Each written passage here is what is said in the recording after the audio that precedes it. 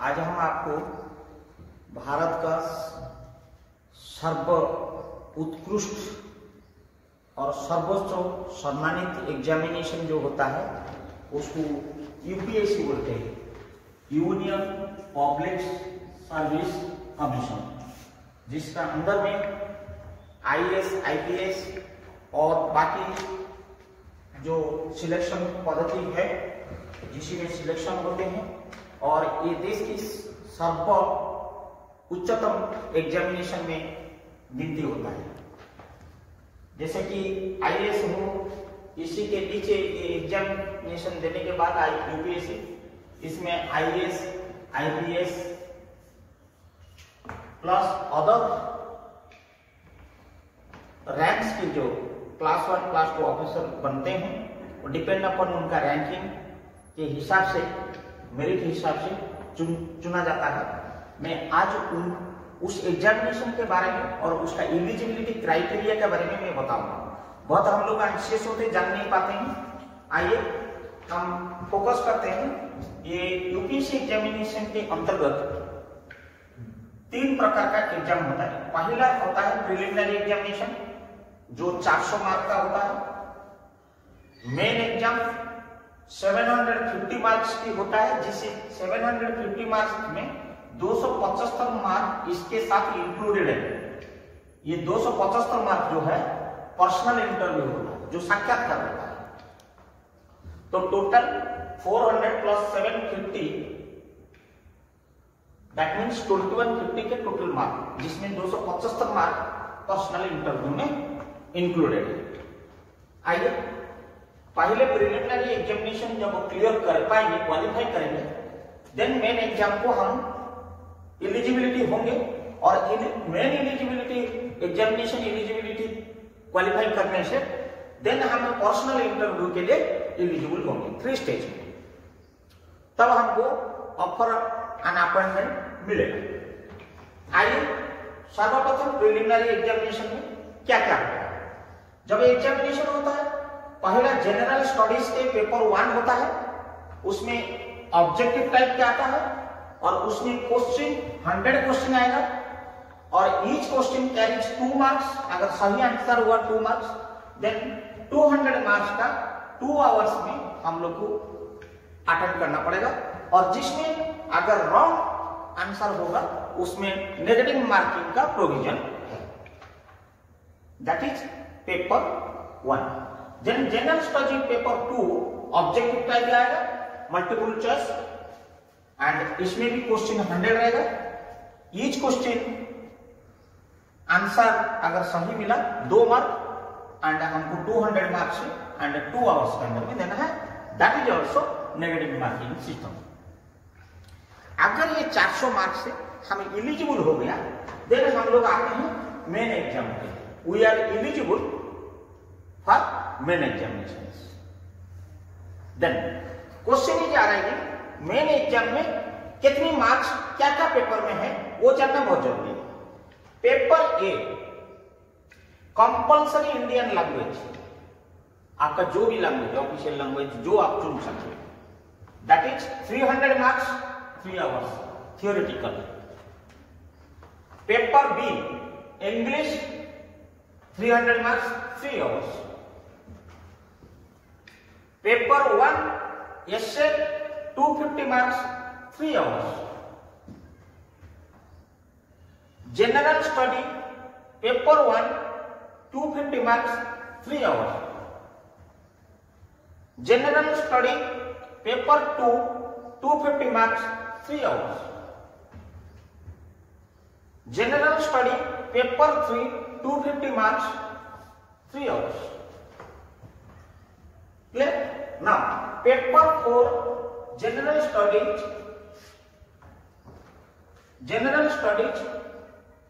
IB 4 250 marks 3 hours. Now the question is arising optional paper 1, जो भी आप लोग ले सकते हैं आपकी कोर सब्जेक्ट में या रादर देन कोर सब्जेक्ट में आप ले सकते हैं। कोई पॉलिटिकल साइंस, कोई मेडिकल साइंस, कोई टेक्निकल, जो भी आपको चाहिए इकोनॉमिक्स, एनी हिस्ट्री, तो 250 marks 3 hours and optional 2 paper 250 marks 3 hours. All are theoretical in the main examination. Then अगर हम प्रिलिमिनरी क्लियर करते हैं, क्वालिफाई करते हैं मेन एग्जामिनेशन, मेन एग्जामिनेशन के बाद हम लोग जाते हैं पर्सनल इंटरव्यू के लिए. आइए पर्सनल इंटरव्यू में साक्षात्कार में आपको क्वेश्चन करेंगे, जो कमिटी बैठे होंगे चयनकर्ता वो आपको करेंगे. इससे पहले ये एग्जामिनेशन देने से पहले जो हम अप्लाई करते हैं वो eligibility criteria for UPSC examination to how to apply, if I am eligible or not eligible, वो हम आपको बताते हैं. क्योंकि दैट इज वेरी इंपॉर्टेंट कि हम जो यूपीएससी एग्जामिनेशन को देंगे हम एलिजिबल हो रहे हैं या नहीं हो रहे हैं, वो वेरी इंपॉर्टेंट मायना करता है. क्योंकि मान लीजिए हम एलिजिबल नहीं हो रहे हैं, ये पेपर 1 और पेपर 2 के बारे में हम सोचने से क्या होगा, तो इसीलिए we should know the eligibility criteria for applying the UPSC examination. Number 1, any candidate should have graduate, should and must graduate. Means graduation जो कंप्लीट किया होगा in any government recognised university, either professionally or simply graduate or medical science, इसी में or equivalent also equivalent with respect to the degree recognized by the Indian universities as per the UGC norms. At the same time, final year students also are eligible to apply the said examination. Means उनकी जो result publish होना है वो result final year का जब इनका साक्षात्कार होगा उस बीच में उनकी एग्जामिनेशन रिजल्ट पब्लिश हो जाना चाहिए. ना मिनिमम जो एज है, देन सेकेंड एज ये 21 ईयर्स से लेकर 32 ईयर्स तक है, is equal 32. More than 32 generally not eligible for the not. But जो रिजर्वेशन है वो रिजर्वेशन हिसाब से क्या होगा आइए मैं बता रहा हूं. 3 नंबर में मैं बोलता हूं 3 में ये जो जनरल एंड ईडब्ल्यूएस, ये जो एज क्राइटेरिया में जनरल एंड ईडब्ल्यूएस इकोनॉमी की वीकर सेक्शन के लिए ये 32 ईयर्स अनिवार्य है.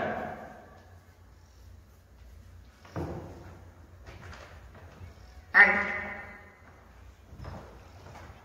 5 अटेम्प्ट, ये 32 साल के अंदर में 5 अटेम्प्ट्स, दे आर 5 अटेम्प्ट्स, 5 बार उन लोग दे सकते हैं. सिमिलरली ओबीसी जो है 32 years plus relaxation of 3 years plus 9 attempts. देख लीजिए जनरल एंड ईडब्ल्यूएस के लिए 32 इयर्स मैक्सिमम, और वो 32 इयर्स के अंदर में 5 अटेम्प्ट्स वो दे सकता है. Whereas OBC subject to the production of the certificate 32 years plus 3 years, I mean 35 years के अंदर में वो 9 अटेम्प्ट्स दे सकता है. देन एससी एसटी कैटेगरी के लिए आपको 32 इयर्स ये 5 years and attendance unlimited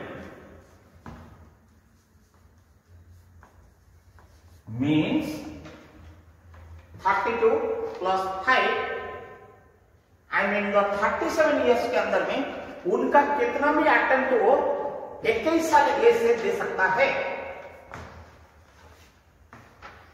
अगर मान लीजिए कोई भी कैंडिडेट 21 जनरल कैंडिडेट 32 होने तक 21 साल के उम्र से अगर वो अटेम्प्ट करता है 5 बार देगा। अगर 21 साल उम्र में अगर कोई ओबीसी कैंडिडेट माने 35 इयर्स के अंदर में 9 अटेम्प्ट देगा, whereas SC/ST कैंडिडेट अनलिमिटेड देते रहेगा 21 साल से लेकर 37 इयर्स तक। ये क्लियर? नाउ अभी आप आइए फिजिकल डिजेबिलिटी। आपका फिजिकल डिजेबिलिटी के बारे में हम बताते हैं। Next is physical disability. Physical disability इनको क्या है? They will be also 32 years plus 10 years. ये फिजिकल डिजेबिलिटी जो है ये इसमें क्या है? अंतर्गत है general, OBC, person with benchmarks of disability and EWS. ये सब कैटेगरी जो है इसके अंदर में इन लोगों 9 अटेम्प्ट्स तक दे सकते हैं। What is that? 32 years plus 10 years 42 years category of general, OBC, EWS उनको 9 अटेम्प्ट्स तक दे सकता है at the age of 21 years से। Whereas अगर physical disability belong to SC and ST उनके लिए 32 इयर्स प्लस 10 इयर्स रहेगा, बट उनको अटेम्प्ट्स अनलिमिटेड रहेगा।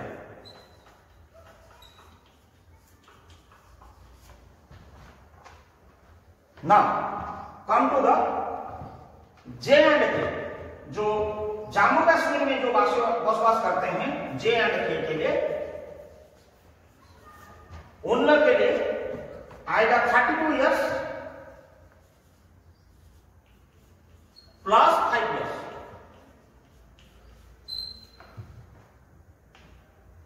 Plus 3 years if it is they are belongs to OBC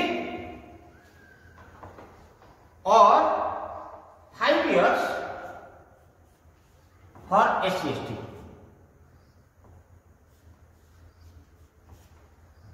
means जो जम्मू एंड कश्मीर में जो लोग ओबीसी कैटेगरी के रहते हैं उनको 3 इयर्स एक्स्ट्रा मिल जाएगा। जनरल है तो 5 इयर्स मिल जाएगा। अगर SC/ST है यहां पे और 5 इयर्स मिल जाएगा। और attempts as per the categories already मैंने जो बोला वो कैटेगरी में, जैसे जनरल में 5 अटेम्प्ट्स और ओबीसी में 9 अटेम्प्ट्स, SC/ST में अनलिमिटेड लाइक दैट। ये जो जम्मू कश्मीर ये कैटेगरी का बिलोंग करते हैं उन लोग के लिए 5 इयर्स एक्स्ट्रा रिलैक्सेशन है apart from their own. Now, next is coming disability and discharge from defense service. Discharge from defense service. वो पर्सनल के लिए आपको लागू होगा 32 years plus 3 years plus 3 years again plus 3 years general and OBC or 5 years if you are SC/ST। जो व्यक्ति disability and discharge from defence service 32 years रहेगा plus 3 years relaxation रहेगा प्लस एडिशनल 3 इयर्स रहेगा जनरल ओबीसी के लिए and 5 साल रहेगा अगर वो डिफेंस सर्विस में डिस्चार्ज हुआ। Clear? Now it is ex serviceman. Then ex serviceman के लिए क्या होता है आइए मैं बताता हूं। मैं या एक्स सर्विस कमीशन जिसको बोलते हैं उनके लिए जो होता है 32 इयर्स प्लस 5 इयर्स प्लस ये 5 इयर्स का अलावा 3 years if they are belong to OBC or 5 years if SC। देखिए ये बहुत मायने रखता है कि आप लोगों में इसलिए बता रहा हूं कि ये चीज वेरी इंपॉर्टेंट, क्योंकि अप्लाई करने से पहले ये क्राइटेरिया को आपको देख लीजिए, नहीं तो आपका अप्लाई करके रिजेक्टेड हो जाना कोई मतलब नहीं है। ये मैंने जो बताया ये प्योरली एज के बारे में बताया। आइए हम बताते हैं नेशनैलिटी के बारे में। आइए नेशनैलिटी क्या होता है? इंडियन होता है ना। ये नेशनैलिटी जो है जो इंडियन सिटीजन होना चाहिए, इंडियन सिटीजन होना चाहिए,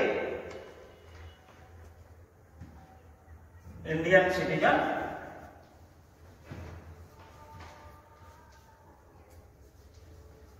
ये इंडियन सिटीजन जो हो exclusively for IAS plus IPS के लिए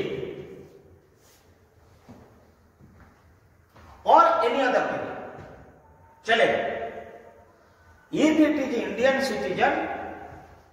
citizen IAS IPS and down लोग कितने भी रैंकेस है वो इंडियन सिटीजन के लिए एप्लीकेबल है।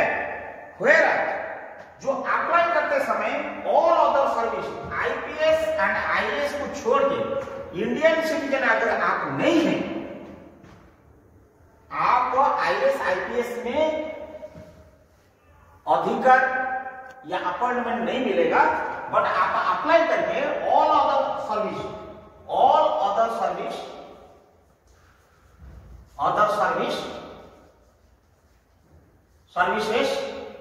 एक्सेप्ट आईएएस एंड आईपीएस कौन कौन है उसमें? जो ऑल अदर सर्विस में either from Nepal, Bhutan, Tibet refugee who came to India before 1st January 1962 intending to settle in India permanently, all other service के लिए। Number 1, a person of Indian origin who is migrated from Pakistan, Burma, Sri Lanka, East Africa countries like Kenya, Uganda, the United Republic of Tanzania, Zambia, Malawi, Ethiopia, Zaire, Vietnam, intending to settle in India permanently. All other services, all should be furnished certificate of the eligibility issued by the Government of India. Agar at the time of applying, if they don't have the certificate, but before issuing the appointment offer, they have to produce must and compulsory that certificate issued by the Government of India. But those candidates are not eligible for IAS and IPS.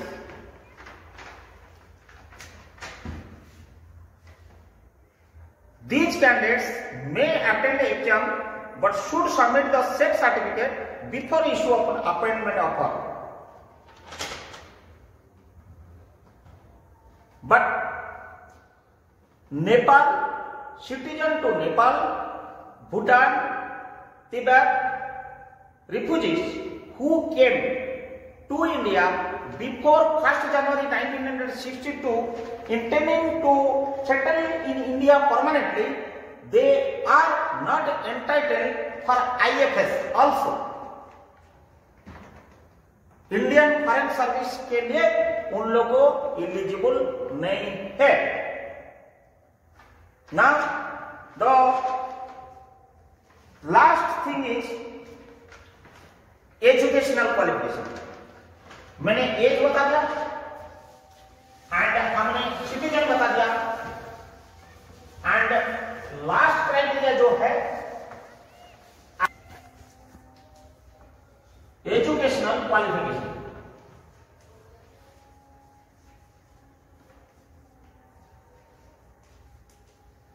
That is very important. I am reading out the educational qualifications. Already I told the nationality and eligibility criteria.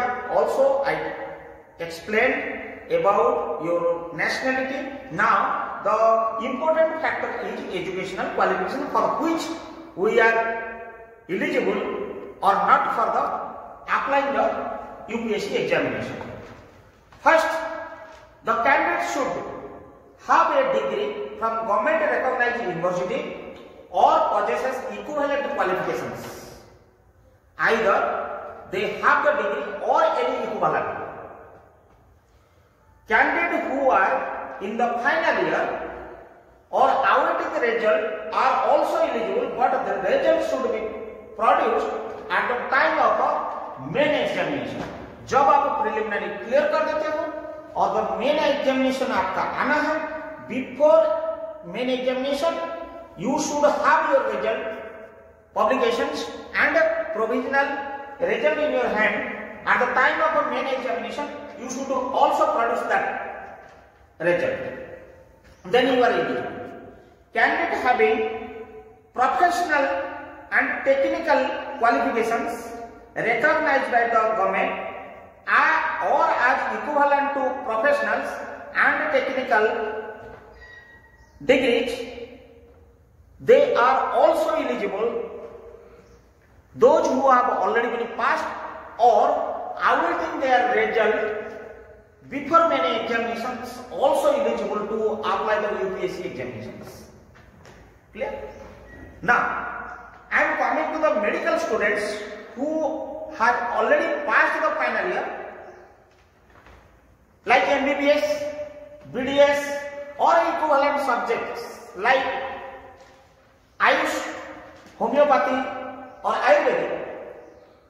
They have to gone through their respective intensives. Means or equivalent degrees like foreign country से जो MBBS, BDS करके आते हैं medical students के लिए, but they have to go the intensive training.